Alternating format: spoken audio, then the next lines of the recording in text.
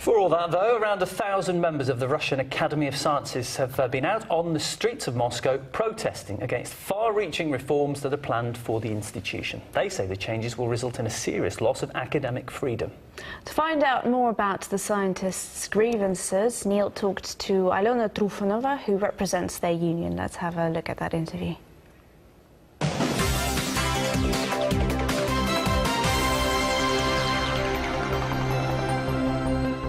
Speaking to Елена Trufanova, who is a scientist and a member of the Russian Academy of Sciences. Thanks so much for joining me, Elena. Is it fair to say that Russian lawmakers are trying to make a whole host of changes to the Academy, and is it also fair to say that the Academy really isn't happy about this? Well, that's true, and this draft law has caught us unaware, so to say, as it was introduced very spontaneous, and it was introduced, and the law draft itself is anonymous, so the academic society was a bit shocked by it. Minister Livanov says now that we won't notice any changes.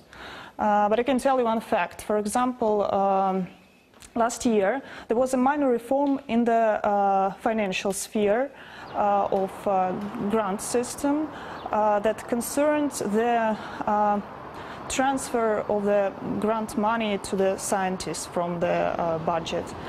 And this very small reform ended in the situation when the grants that were due to be paid in year 2012 were paid only by the end of December 2012, which caused the problem that many of the grant holders couldn't use this money because the financial year was closed already. So basically, the Academy has learned from bitter experience that change can mean a lot of problems. Yeah. This was just a small change. The change that is proposed now is a drastic change. It's much bigger. So your concern is that much bigger as well. Now, the Academy itself has actually countered with some proposals, some changes to this draft law of its own. Did these come from the scientists themselves?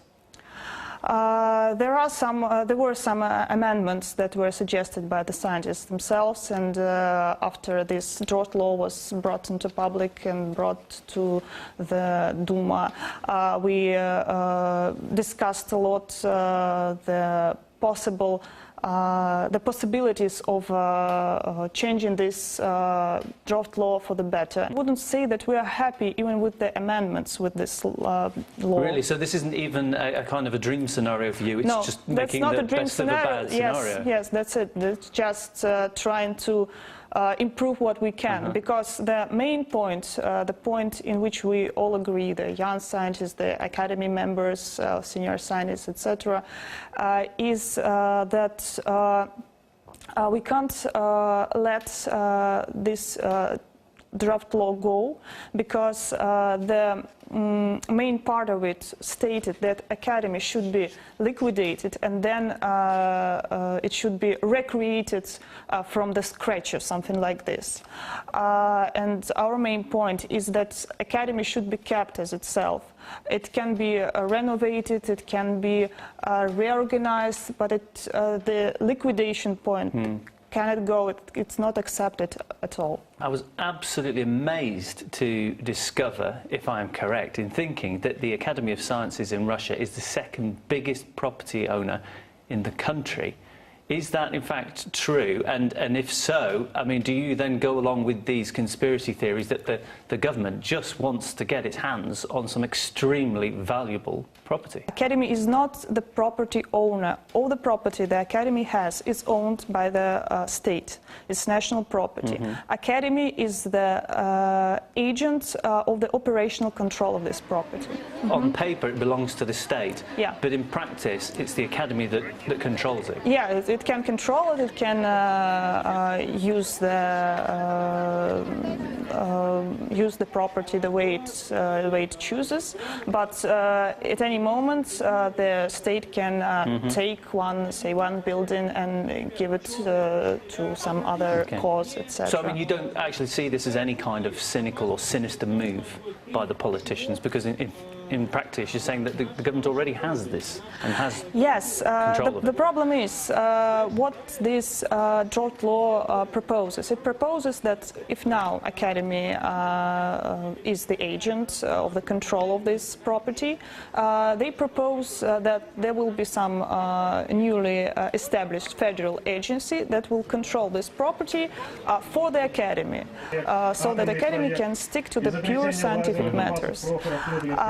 And not concern itself with controlling its own buildings. Yes, that was okay, so that's power basically being taken away from the academy.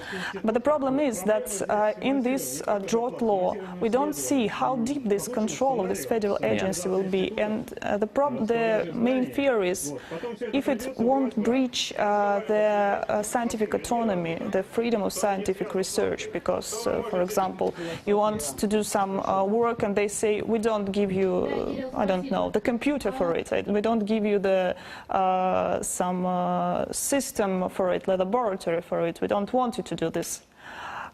So that's the problem.